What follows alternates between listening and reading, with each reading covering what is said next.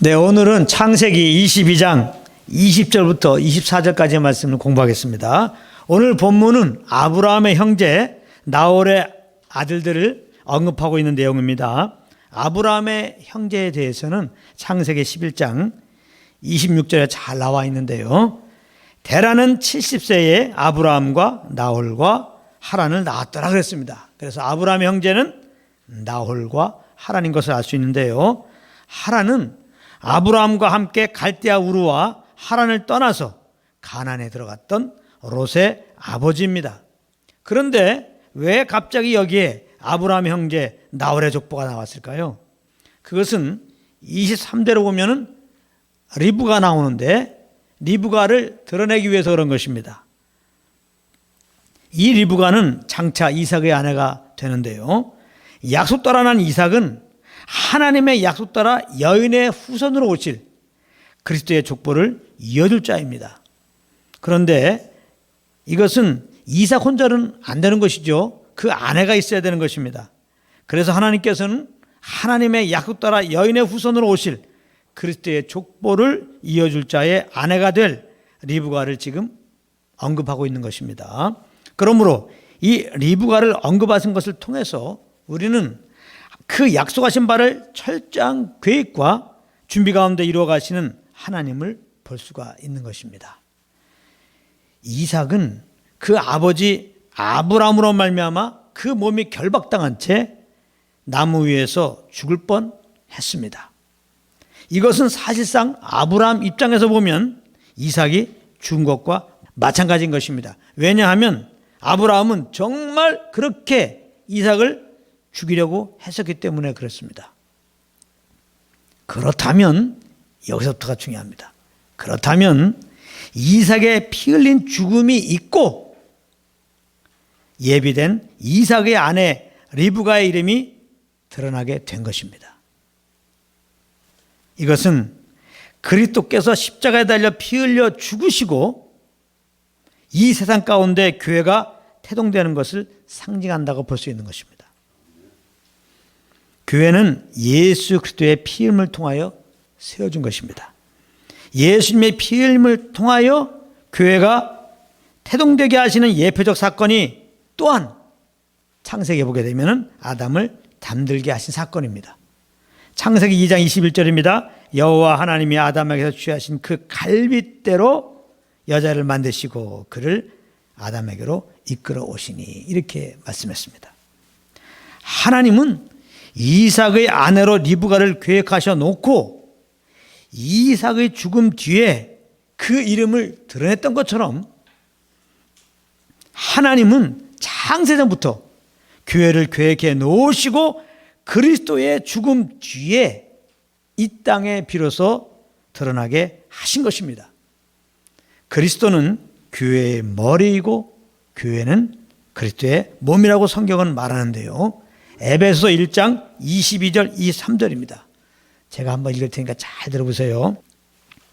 또 만물을 그의 발 아래에 복종하게 하시고 그를 만물 위에 교회의 머리로 삼으셨느니라. 교회는 그의 몸이니 만물 안에서 만물을 충만케 하시는 자의 충만이니라 그랬습니다. 머리와 몸은 하나입니다. 그러므로 그리스도와 교회는 하나인 것입니다. 엄밀하게 말하면 하와는 아담에게서 나온 또 다른 아담의 몸입니다. 아담의 갈빗대로 지어졌기 때문입니다. 마찬가지로 교회는 그리스도에게서 나온 것입니다. 그리스도의 그 피 흘림을 따라서 세워진 것이기 때문에 그런 것입니다. 그러므로 교회는 오직 그리스도의 것으로만 채워져 있어야 하는 것입니다. 세상의 것이 있으면은 그것은 이미 교회가 아닌 거예요. 이것이 세상의 여러 모임들과 교회가 구별되는 것입니다. 교회라고 하는 것은 이 세상으로부터 불러냄을 받은 자들의 무리를 말하는 것입니다. 우리가 예배 드리려고 이렇게 모였는데요. 이 예배 드리는 이 공간, 이 건물, 이것은 교회가 아닙니다. 이것은 예배 드리는 처소, 예배당이라고 하는 겁니다. 예배당. 이거 잘 아셔야 돼요. 이 건물을 교회라고 하는 게 아니에요. 건물은 예배당이다. 교회라고 하는 것은 예수 믿는 자들이 모인 무리, 예수 믿는 자들이 모인 무리를 보고 교회라고 하는 거예요.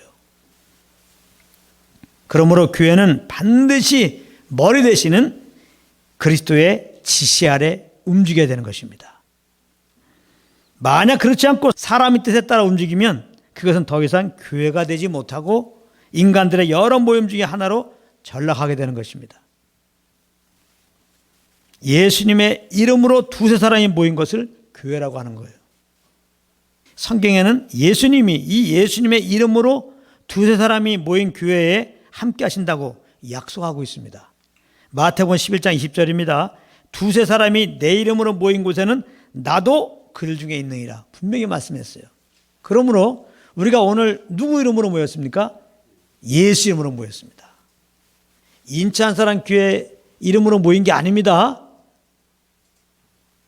장로 교단의 이름으로 모인 게 아닙니다. 예수 이름으로 모인 것입니다. 그러므로 마태복음 18장 20절의 말씀 따라서 바로 이곳에 예수님이 지금 함께하고 계십니다. 아멘. 이거 얼마나 놀라운 것입니까? 여기에 한국 대통령이 와서 앉아있다고 합시다. 어찌됐건 뉴스거리가 되지 않겠습니까? 미국 대통령이 앉아있다고 합시다. 미국 대통령이 와서 같이 예배드린다고 합시다. 어찌됐건 큰 세계적인 뉴스거리가 되지 않겠습니까? 예수님 본 이곳에 천지를 창조하신 하나님이 함께하고 계십니다. 할렐루야. 그런데 세상에는 뉴스거리가 안 됩니다. 보이지 않기 때문에. 보이지 않기 때문에. 그러나 우리는 눈으로는 보지 못해도 우리는 하나님 주신 말씀을 하나님의 은혜로 믿으니까 여기에 그리스도가 우리와 함께 하신 것을 우리는 압니다. 아멘. 그러므로 믿음으로 우리는 얼마나 이게 감사하고 기뻐할 일입니까? 지금 예수님이 우리와 함께 하신다니까. 기가 막힌 겁니다, 진짜. 이거 얼마나 소중한 모임인지 몰라요. 군대에서도 보면은 뭐 사단장이나 군단장이나 이런 높으신 별, 소위 말하는 별 되신 분들이 언제 우리 부대 방문한다. 그럼 어떤 일이 벌어지는지 압니까? 이 군인들이 다른 거 아무것도 안 해요. 며칠 동안 그 사단장 맞이하는 그 작업합니다. 그래서 그냥 모든 걸 새롭게 단장하고요. 특별히 운동장 있죠. 연병장이라고 하는데 군대 내 그 연병장 돌 색깔까지 다 맞춥니다. 동일한 색깔로 맞춰요. 차가 하나가 딱 갖다 놓으면 거기서 뒤탄 흙으로 다 운동장을 맞춰 놓습니다. 운동장 색깔까지 쫙 맞춰 놓고 그렇게 기다립니다.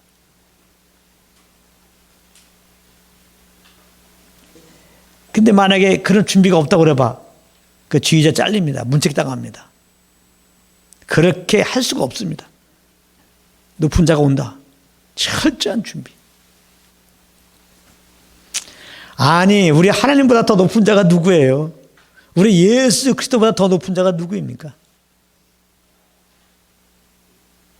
그 주님이 우리와 함께 하시는데 우리는 너무나 많은 부분 속에서 준비가 없어요. 그런데도 하나님은 약속해 놓으셨기 때문에 예수님으로 모이면 어쨌거나 주님은 오신다는 사실이에요. 그래서 예수님 본 이곳에 그리스도는 와 계신 것입니다. 할렐루야. 그래서 부끄러우면서도 또 한편에서는 너무 감사드려요. 우리가 주님이 원하는 만큼 어떻게 깨끗하게 주님의 오심을 준비할 수 있겠습니까? 어떻게 보면 그렇게 못하기 때문에 우리는 주님의 오심을 준비하는 그런 삶을 못 사는지도 모릅니다. 그런데도 불구하고 하나님은 타박하지 않으시고 말씀 그대로 예수님 우리가 모였다 그러면 그리스도는 다 임하시는 것입니다. 할렐루야. 우리는 늦지 않았습니다. 어찌됐건 우리의 사랑을 이해하시고 우리의 약함을 이해하시고 이곳에 딱 임재하신 그 주님께 이제라도 우리가 집중하고 귀를 쫑긋 세우고 우리 눈을 주님께 딱 두고 그분의 인도함을 따르면 되는 것입니다. 할렐루야. 계시록 7개 보게 되면은 성령이 지금 교회 가운데 말씀하고 있으니까 귀인 자는 들을지어다 그랬어요. 또 이렇게 말하면 내가 귀가 있나 없나 그렇게 또 생각한단 말이에요. 예수 믿고 구원받은 자들은 함께 하시는 성령의 음성에 들을 귀가 있는 것입니다.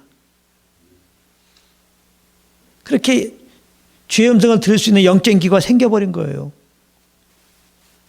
그것을 아시고 우리가 정말 내 안에 성령님이 계시구나, 모을 때마다 성령님이 계시는구나, 이것을 인정하고 정말 주의 음성을 들으려고 그러면 들을 수밖에 없는 겁니다. 왜냐하면 주님은 말씀하고 계시기 때문에. 우리 안에 계신 성령님 지금 계속 말씀하고 계세요. 예수로 모인 이 자리에 함께하고 계신 주님은 그냥 오셔서 가만히 있는 게 아니에요. 지금 우리 가운데 말씀하고 계세요. 근데 문제는 뭐냐? 하나님의 음성을 듣지 못한 문제는 뭐냐? 하나님 말씀하지 않아서 그런 것이 아니라 우리가 말씀을 들으려고 하지 않아서 그런 거예요. 들으려고 했는데요, 그 들으려고 한다는 것은 뭐냐?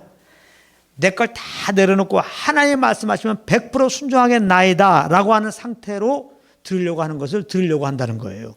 근데 많은 경우는 다 내 욕심이 있어. 내 할 일을 다 정해놨어. 내 계획들이 있어. 그걸 그대로 놔둔 상태에서 주의 음성을 들으려고 하니까 그게 들려오나? 안 들려오는 거죠. 그래서 우리가 못 듣는 거예요. 주님은 말씀하시는데. 내가 들으려고 했는데도 안 들리는 게 그래 그런 거예요. 정말 내 것을 다 내려놓고 정말 주님의 음성을 들어야 내가 삽니다.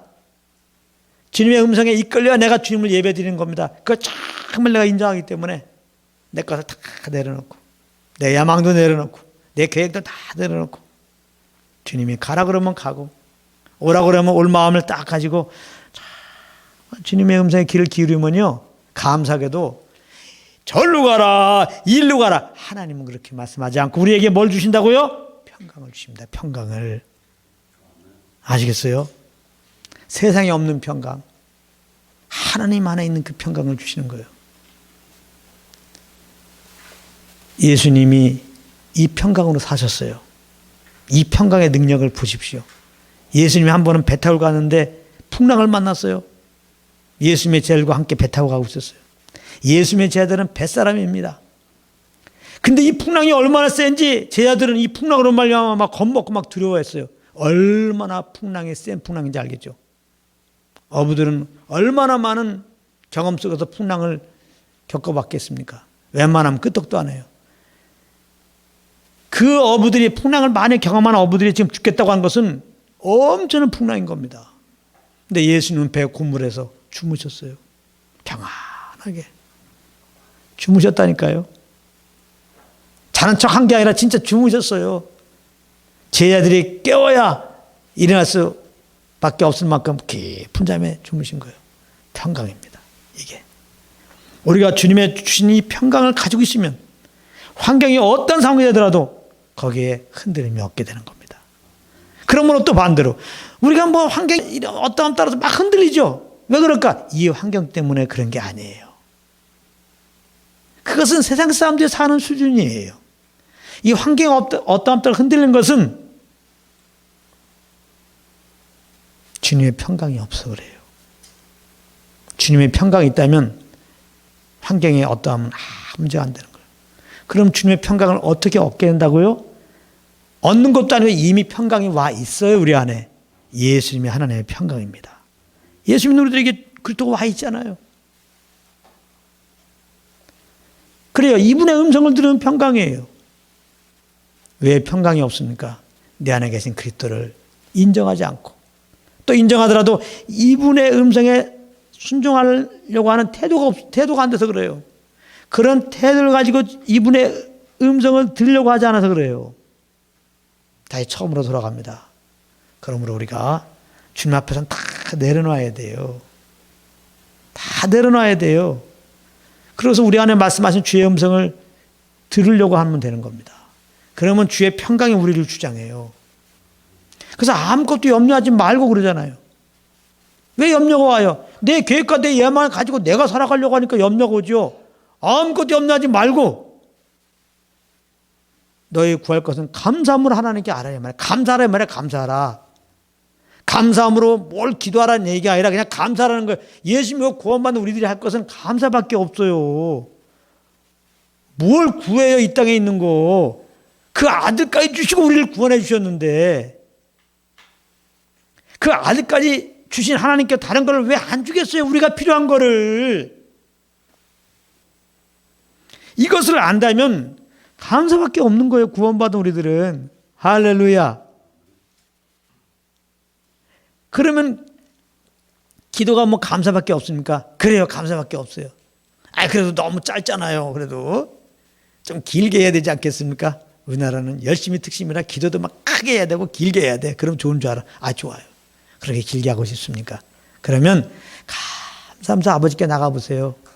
그러면 그 감사한 가운데 성령님이 이런 거 기도하는 소원 한번 주실 거예요. 그거 따라 기도하면 되는 거예요. 그게 하나님의 뜻 따라 기도하는 겁니다. 그렇게 하시기 바랍니다. 그래서 이렇게 진리를 알고 나면요, 주님 섬기는 것이 너무 자유한 거예요. 이런 기본적인 것을 모르니까, 그리고서 그냥 내의로 하니까 종교가 돼갖고 너무 힘든 거예요. 제 마음에 한 가지 소원이라면 여기 계신 한 분 한 분들이 정말 종교적이 되지 않길 원해요. 정말 생명의 주님을 알고 그 알아서 오는 자연스러운 반응으로 그렇게 생활하는 그런 한 분 한 분이 되기 바랍니다. 그러면 우리는 한 분의 눈치만 보면 돼요. 예수님 서로서로 눈치 볼 것도 없어요. 이분의 눈치만 보면 되는 거예요. 내 안에 계신 일의 부담이 전혀 없죠. 이분이 주시는 간목 따라 하면 그게 주님이 나를 위해서 열심히 일했다 이러는 건데요. 근데 종교가 되면 어땠습니까? 내가 무엇을 한 그 공적을 쌓아서 하나님께 잘 보이는 거니까 이게 밑도 끝도 없는 거예요. 자연스럽게 경쟁이 되고. 세상에서도 경쟁하면 사는 세상에서 살기도 힘들어 죽겠는데 교회까지 와서 경쟁하잖아요. 기도 누가 많이 하냐, 누가 전도 많이 했냐, 누가 뭐 성회책 많이 받냐, 또 누가 잘하나 시합돼가지고 성경 많이 보면 또 상도 줘요. 정말 피곤한 겁니다.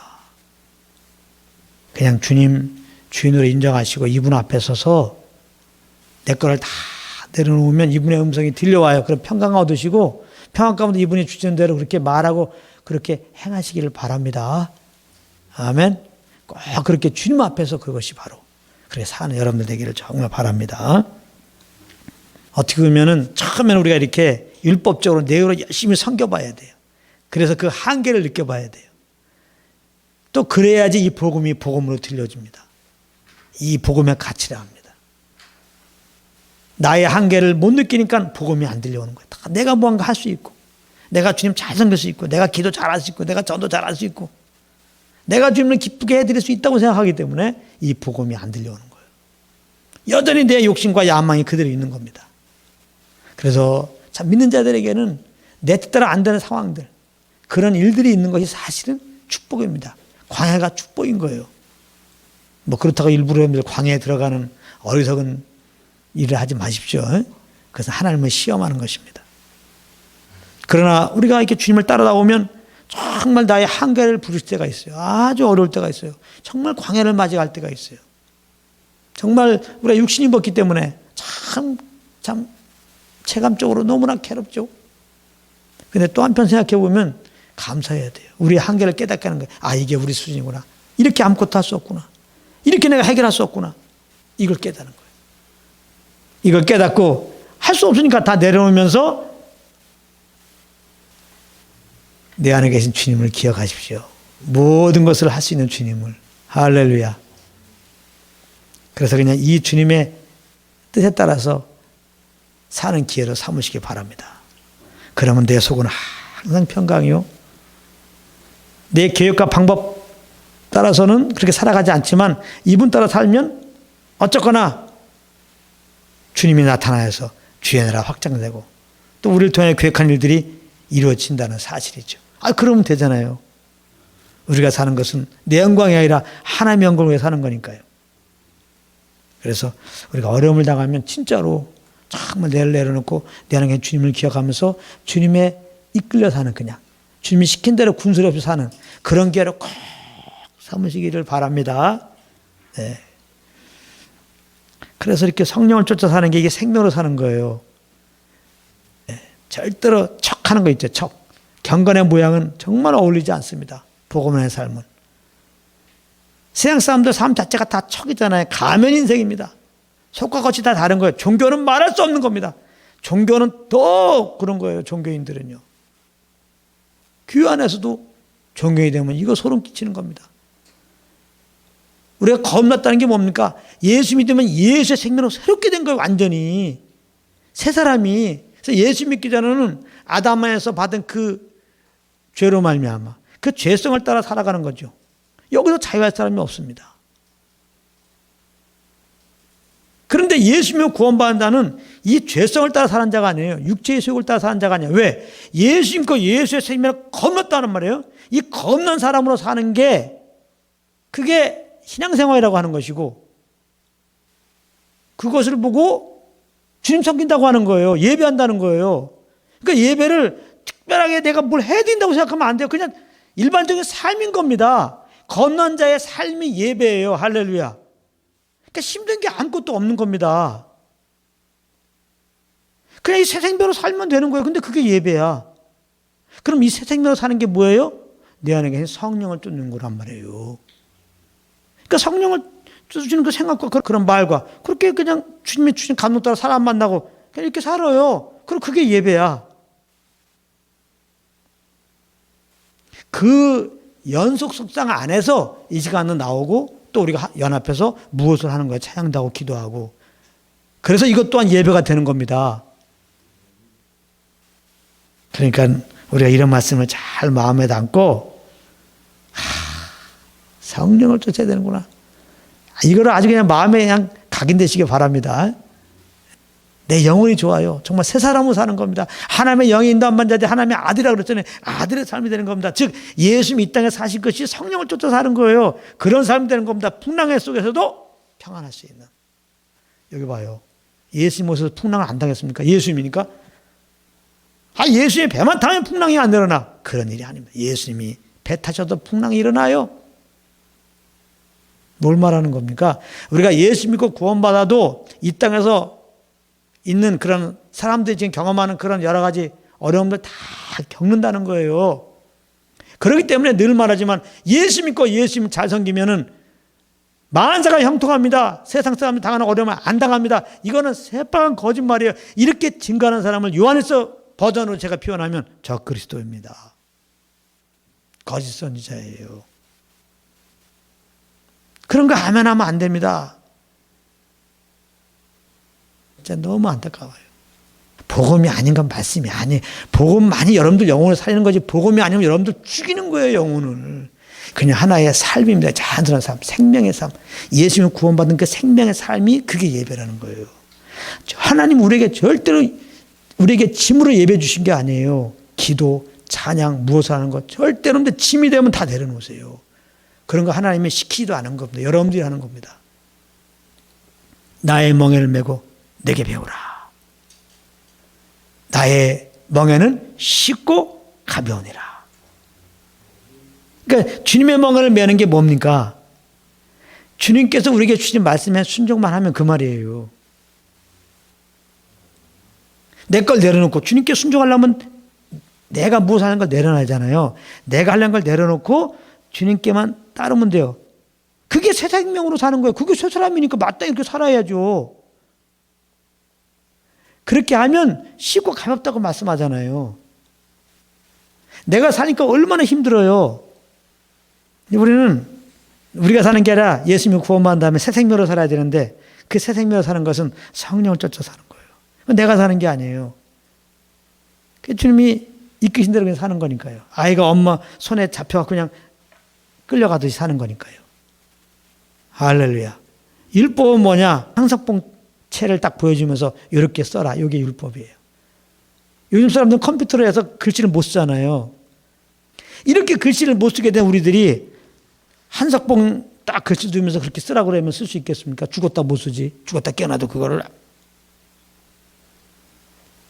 거룩한 하나님의 법을 갖다 놓고 지키라고 그러면 우리가 지킬 수 있습니까? 그래서 율법 아래 삶을 멍해라고 하는 거예요. 할 수 없는데 해야 되니까 멍해입니다. 은혜 아래 삶은 잘 들어보세요. 한석봉이가 자기 쓴 글을 갖다 놓고 봐라. 너 내가 쓴 것처럼 쓸 수 있어. 자, 일로 와, 손 와. 하고서 내 손 잡아. 딱 잡게 한 다음에 한석봉 자기가 쓰는 거야. 우리는 말 그대로 손만 얹으면 돼. 숟가락만 올리면 돼. 이게 성령을 쫓는 거예요. 할렐루야. 그래, 한석봉이 직접 써. 그냥 어디서 손만 얹었어. 쓰기는 한석봉이 썼는데 우리가 썼대요 또. 할렐루야. 주님의 겸손입니다. 많은 사람들이 병에서 고침받아서 예수님 모실 때. 예수님 만나기 전에는 안 고침받았어요. 근데 예수님 만나서 고침받았어요. 누가 고친 겁니까? 예수님 고쳤죠? 근데 예수님 뭐라고 그래요? 내 믿음이 고쳤다고 그러잖아요. 주님의 겸손입니다. 그의 믿음이 아니야. 하나님이 믿음 주신 거지. 그가 고친 게 아니야. 하나님이 고친 거지. 아시겠어요? 이게 성령을 쫓는 게 이겁니다. 얼마나 쉬워요. 그래서 성령을 쫓아야지 율법 요구를 이루는 겁니다. 내 의로는 하나님 기쁘게 못 해드려요. 성령을 쫓아 행하는 것 자체가 주님을 기쁘게 하는 거예요. 아시겠죠? 근데 성령을 쫓으려면 내 걸 내려야 돼. 내 생각을 내려놔야 성령의 생각을 할 거 아니에요. 내가 일로 가야 된다고 하는 계획을 내려놔야 성령이 이쪽으로 가라 할 때 그쪽으로 갈 거 아닙니까? 그래서 예수님이 예수님을 쫓는 무리들에게 뭐라고 했어요? 자기를 부인하고 자기 십자가를 져라. 내 걸 다 내려놓으란 말이에요. 근데 우리가 또 어떻게 내 걸 내려놔요? 그리스도 안에서 나라고 하는 건 죽었어요. 우리가 여러 가지 생각과 야망들이 있는데 그런 생각과 내가 가진 생각과 야망으로 사는 나는 죽었어. 이미 그리스도 안에서. 이걸 또 알아야 돼. 이걸 모르고 자꾸 또 내 걸 내려놓으려고 하니까 또 이것도 힘든 거예요. 이것도. 이런 말 듣기도 막 짜증나는 거예요. 그렇게 하려고 하는데 안 되는데 또 얘기하시니까. 그래서 사실 이 말씀은 복음인데 복음은 자꾸 교리적으로 전해야 돼요. 말씀을 자꾸 교리적인 걸 가르쳐야 되는 거예요. 저는 자꾸 교리적으로 가르치잖아요. 이게 맞는 거예요. 말씀을 자꾸 교리적으로 가르쳐 줘야 돼요. 네. 많은 성도님들이 말씀을 체계적으로 교리적으로 알지 못하고 있어요. 복음을. 알아도 그냥 대충 알고. 그러니까 종교가 되는 거예요. 정말 그분들에게 교리의 말씀을 잘 가르쳤으면은 잠깐 진리에 딱 서가지고 진짜 진리의 뿌리를 딱 봐가지고 흔들림이 없을 텐데. 얼마나 감사롭게 모일 때마다 그래도 항상 진리의 말씀을 교리적으로 정확하게 알게 하시니. 아멘. 여기서 교리적이라고 하는 것은 지식적으로 신학적으로 그런 말 아닙니다. 성령님이 교리적인 분이에요. 성령님이 성경 말씀 쓰신 거 아닙니까? 성령님이 사도 바울에 계시셔서 은혜 복음을 정립하게 한 거 아닙니까? 성령으로 말미암아 체계적으로 말씀이 딱 정립되게 하는 거죠. 그렇게 한다는 의미에서 교리적으로 가르쳐야 한다는 거예요. 그래서 우리 걸 내려놓는다는 것도 그냥 내려놓으려고 그러면 안 돼요. 예수 믿고 구원받는 자는 누구냐? 이렇게 내 생각 따라 내 야망 따라 사는 나는 죽었다는 겁니다. 예수 믿는 자들은. 이거를 알 때 내 걸 내려놓을 수 있는 거죠. 마땅히 내려놔야죠. 그리고 예수 믿고 구원받는 자는 뭐예요? 그리스도와 함께 살아난 자입니다. 그리스도가 사는 거예요. 그리스도가 사는 삶을 살아야 되는 거예요. 내가 사는 게 아니라 이제는. 이걸 알게 된다면 그리스도 사는 게 뭐예요? 그리스도가 성령으로 말씀하시니까 성령을 쫓아 사는 거죠. 이걸 모르고 또 인도함 받으려고 하니까 힘든 거예요. 뭐 특별한 일이 있냐? 맨날 특별 집회나 쫓아다니고 특별한 경험이나 하려고 그러고 그래서 막 그냥 무슨 집회가 손 떨리면 능력 받았다 그러고 웃기는 겁니다. 하나님이 능력이에요. 능력 되신 분이 내 안에 와 계세요. 이 성령님이 계신 걸 인정하고 이분의 인도함을 받으면 여러분들 능력 가운데 사는 거예요. 아시겠어요? 제발 능력 집회 가서 능력 받으려고 하지 마세요. 능력 받으시기 바랍니다. 이런 거 하지 말란 말이에요. 그러니까 우리가 이 복음의 진리를 딱 알게 되니까 뭐가 쓸데없는 이 쓰레기 같은 이론들이 다 사라지죠. 종교적인 그런 이론들이. 그 능력의 종이라고. 능력의 종이라고 하는데 그분이 정말 예수의 복음을 증거한다면 약간 비스무리하게 맞아. 근데 능력의 종이다 그러면서 복음을 안 증거하고 불 받아라 막 그러고 있으면요. 일어나서 나오십시오. 그 자리를 떠나시라고. 그런 사람도 그 안수받다가 또 잘못돼요. 성령님이 능력입니다. 하나님의 능력으로 오신 거예요. 우리가 이분의 인도함 따라 이 말은 뭐냐면 능력 가운데 살라 그 말하고 똑같은 거예요. 아멘. 그래서 예수는 모인 곳에 그리스도와 함께하고 계시다는 거 꼭 기억하시기 바랍니다. 그러므로 교회는 예수로 모여서 함께 하시는 성령의 인도함을 받아야 되는 거죠. 그것이 교회 가운데 세상에 들어오지 못하게 하는 것이고 그것이 만물을 충만케 하신 자의 충만이 교회 가운데 넘치게 하는 거예요. 그래서 성령의 인도함을 받는 교회라고 하는 것은 모일 때마다 은혜의 복음이 선포되는 걸로 나타나는 거죠. 은혜의 복음이 선포되지 않는데 어떻게 성령의 역사하는 교회라고 볼 수 있습니까? 성령님은 은혜의 복음을 우리에게 증거하러 오신 분인데요. 그러니까 혹시 여러분들 교회를 고르는 분이 있다면 어디로 갈 것이냐? 기본적으로 은혜의 복음을 선포하냐 안 하냐? 은혜의 복음을 선포하지 않으면은 목사님 자기 사상을 전하는 거예요. 여러분들은 그 사람의 쫑이 되는 겁니다. 여러분들 얼마나 존귀한 자인데 하나님의 자녀예요. 여러분들은 왜 사람의 쪽이 되려고 합니까? 말이 안 되는 겁니다. 은혜의 복음을 증거하는 것이 교회예요. 은혜의 복음을 증거하지 않으면 그건 교회가 아닙니다. 은혜의 복음을 증거하는. 근데 은혜의 복음이 뭔지 알아야지.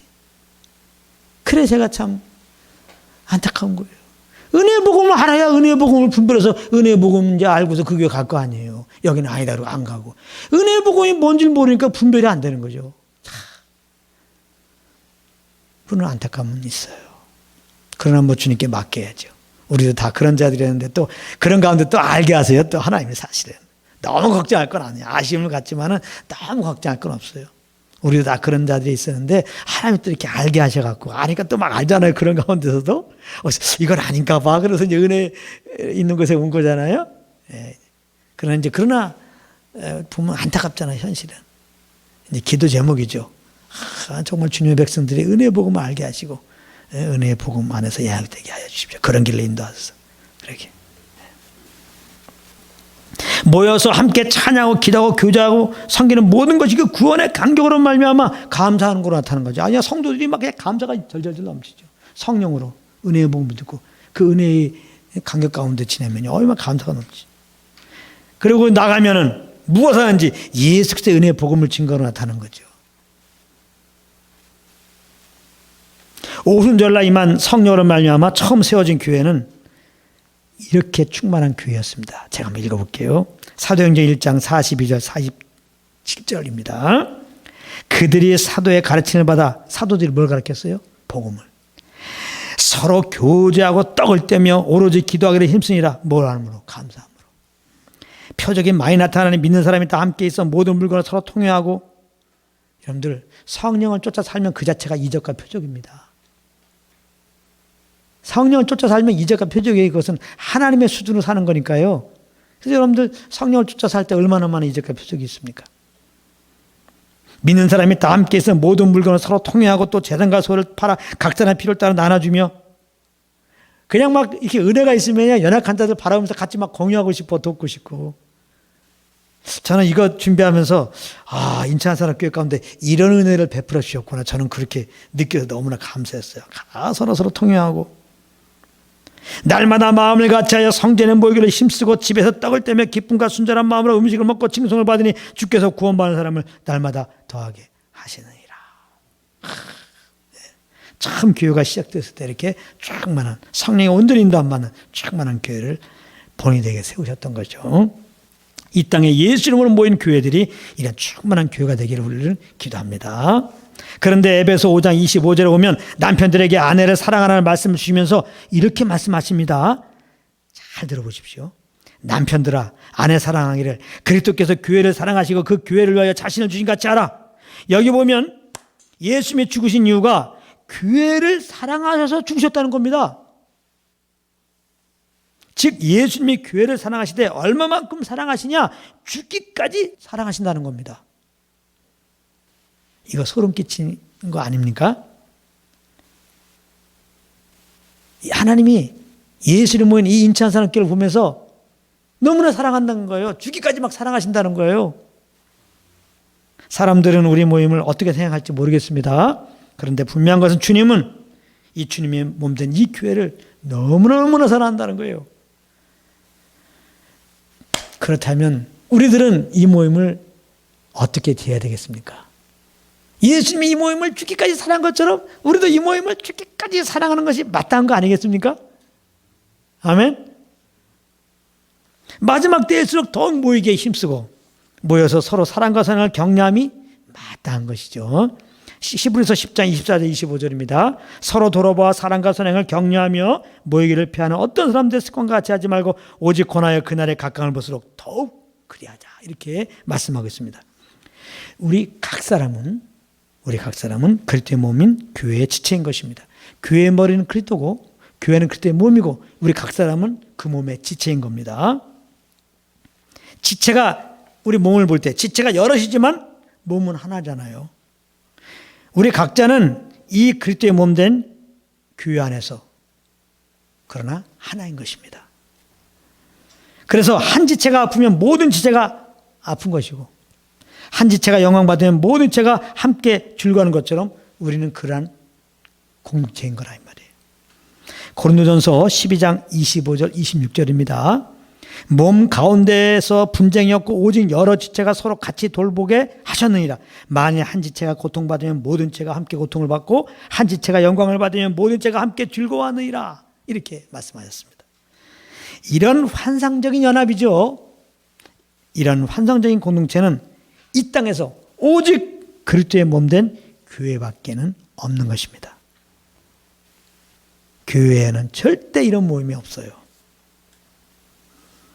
이런 연합, 이런 공동체로 세워지는 비결은 무엇입니까? 이것은 잘 아세요. 마지막 부분입니다. 오늘 말씀. 우리의 노력으로 되지 않습니다. 우리가 하나 되려고 막 이런 환상적인 연합 공동체를 만들자고 막 서로 노력해봤자 소용없어요. 아주 열심히 그냥 어떻게 하면 하나 되려고 그렇게 해서 되는 게 아니에요. 우리가 연합되자고 이런 공동체가 되자고 막 캠페인을 벌려서 되는 게 아니에요. 소위 말해서 연합 집회, 연합 기도해서 되는 게 아니에요. 절대로 아닙니다. 이 교회 연합은 그리스도께서 이미 이루셨어요. 아까 말했잖아요. 교회는 예수 그리스도의 그 보혈로 말미암아 세워진 거예요. 그 보혈로 힘입고 죄사함 받고 영생한 자들이 모인 무리거든요. 그러니까 이 교회는 그러니까 분리 이거 자체가 교회가 아닌 거예요. 그러니까 교회가 연합되자라는 말 자체가 안 맞는 거예요. 우리가 하나 되자라고 하는 게 엄밀하게 말하면 말이 안 되는 거예요. 이미 우리는 하나예요. 그래서 에베소 오게 되면 하나됨을 힘써 지키라 그렇게 말했단 말이에요. 교회는 이미 하나예요. 그리스도 이름으로 그 보혈로 그 생명으로 그 이름으로 그 영으로 이미 하나예요. 아멘. 성령으로 지금 오셔서 이 하나됨을 드러내고 있는 겁니다. 그러므로 우리가 할 일은 모든 걸 주님께 내려놓고 그저 성령께 순종하는 자리에 가는 것입니다. 우리가 이곳에 모이는 이유가 성령께 순종하려고 모인 거예요. 교회는 모든 걸 내려놓고 주님께 순복하려고 하는 자들의 모임인 것입니다. 그렇게 모여서 함께 하시는 성령께 길을 기르는 겁니다.